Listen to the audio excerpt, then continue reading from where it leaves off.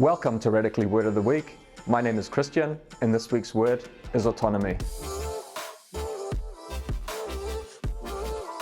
What do we mean when we talk about autonomy in the workplace?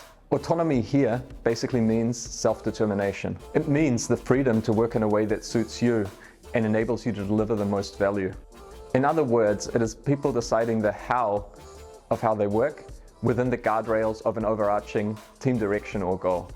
Along with mastery, getting better at things, and purpose, understanding how your work has value, autonomy is one of the pillars of engagement and motivation at work.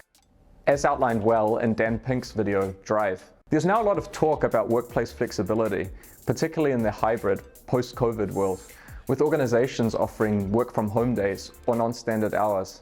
But a recent Harvard Business Review study found that this alone is not enough. What an increasing number of employees really want is flexibility by way of autonomy.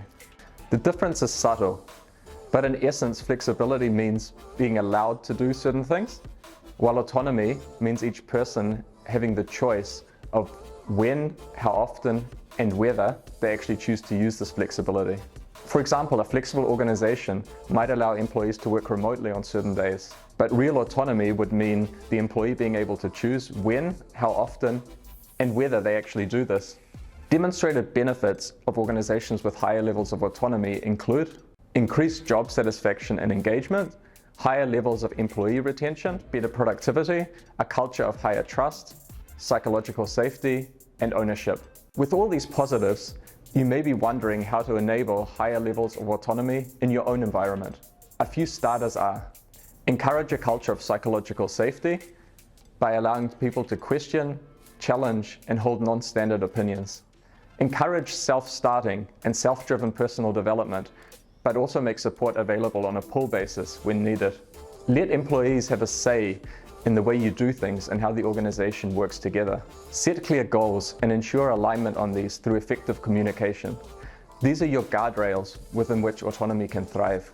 Once these guardrails, or the what, have been set, allow your employees to make their own decisions on the how, where, and when. There are also a few things to watch out for in an organization with a high degree of autonomy, particularly around disconnectedness, a lack of support, or slower professional development, especially for those who are less sure about what they want or value high levels of connection. The key here is to ensure a good cadence of touch points for your team, either virtually or in person, and an effective pull mechanism for raising concerns or getting help when someone needs it. As a leader, when thinking about the right level of autonomy for your organization, a key principle to keep in mind is, if your employees are capable of working on the right things to a high standard, then why impose rules? Thanks for watching Radically Word of the Week. This week's word is autonomy.